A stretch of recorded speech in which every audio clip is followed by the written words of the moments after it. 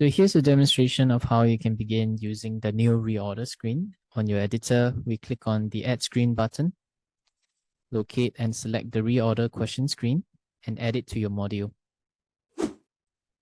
So you can use this reorder screen to test your learners on certain procedures and SOPs where they will have to then drag and drop the options or the steps into the correct order. Now on the right, you can configure the number of options to display, and you also have all the other usual screen configuration settings. On the screen itself, you can enter the questions accordingly, and then you can fill out the options below in the correct order.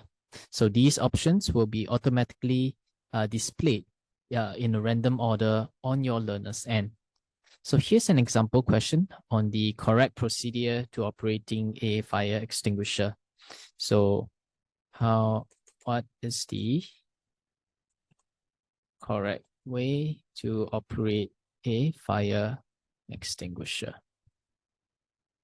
Right? And then we fill out the options in the correct order.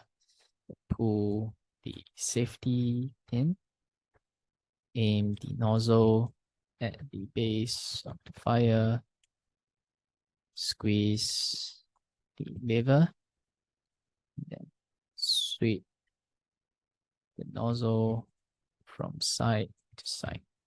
And then finally, we will label our action button. So here's how it looks like on the learner's end. Right? We have the question, what is the correct way to operate a fire extinguisher? And then we have the 4 options. And my role here is to drag and drop the steps into the correct order.